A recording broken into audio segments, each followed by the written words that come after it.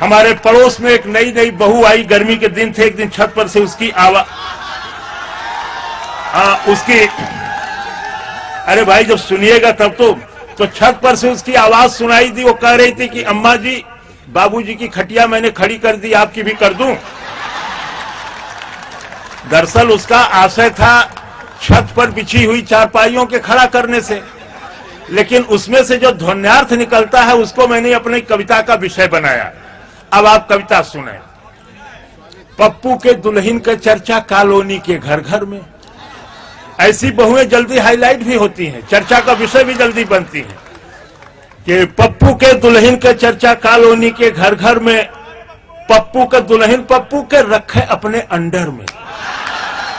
कि पप्पू के दुल्हन का चर्चा कॉलोनी के घर घर में। पप्पू के दुल्हन पप्पू के रखे अपने अंडर में। पप्पुआ इंटर फेल दुल्हिया बीए पास हो भाई जी। अब पप्पू असूल लद्दड़ नहीं एडवांस हो भाई जी। कहे ससुर के पापा जी और कहे सास के मम्मी जी। माई डियर कहे पप्पू के पप्पू कहे मौसम्मी जी। कि कहे ससुर के पापा जी और कहे सास के मम्मी जी। माई डियर कहे पप्पू के पप्पू कहे मौसम्मी जी। बहु सुरक्षा समिति बनौले हव अपने कॉलोनी में। बहुतन के ही सबक सिखौले हव अपने कॉलोनी में। कॉलोनी का कुल दुल्हनिया एके प्रेसिडेंट कहेली। एकर कहना कुल मानेली, एकर कहना तुरंत करेली। पप्पू के दुल्हन का नक्शा कॉलोनी में हाई हो। ढंग एकर बेढब हो, सबसे रंग एकर एक जाई हो। कॉलोनी का बुढ़िया बुढ़वा दूरे से प्रणाम करल। कि कॉलोनी का बुढ़िया बुढ़वा दूरे से प्रणाम करल। भीतरे भीतर सास डरेले, भीतरे भीतर ससुर डरेल। दिन में सूट रात में मैक्सी, ना घुंघटा ना अचरा जी। देख देख के हंसे पड़ोसी मिश्राइन और मिश्रा जी। कि दिन में सूट रात में मैक्सी, कि दिन में सूट रात में मैक्सी, ना घुंघटा ना अचरा जी। देख देख के हंसे पड़ोसी मिश्राइन और मिश्रा जी। अपने एको काम न छुए कुल पपुए से करवावे ले। ये अपने एको काम न छुए कुल पपुए से करवावे ले। पप्पू जान गए हो काहे माई डियर बुलावे ले।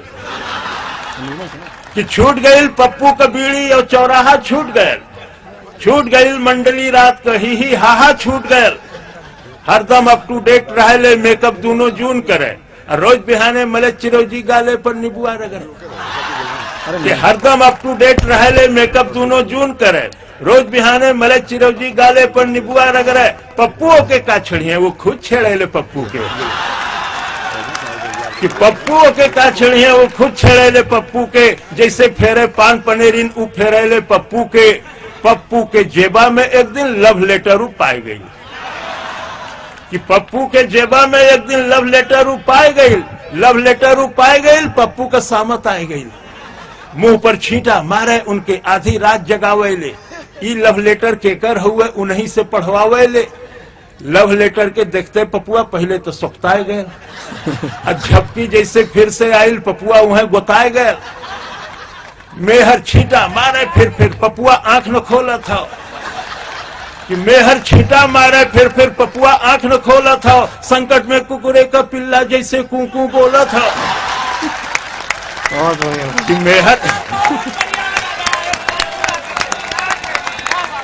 कि मेहर छींटा मारे फिर पपुआ आंख न खोला था। संकट में कुकुरे का पिल्ला जैसे कूकू बोला था।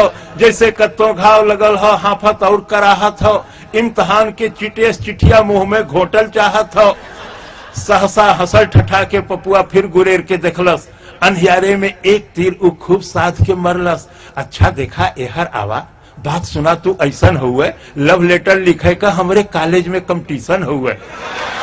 कि अच्छा देखा एहर आवा, बात सुना तू ऐसन हुए। लव लेटर लिखे का हमरे कॉलेज में कंपटीशन हुए। हमरो कहना मान मौसमिया, रात आज को बीते दे। सबसे बढ़िया लव लेटर पर पुरस्कार हो जीते दे।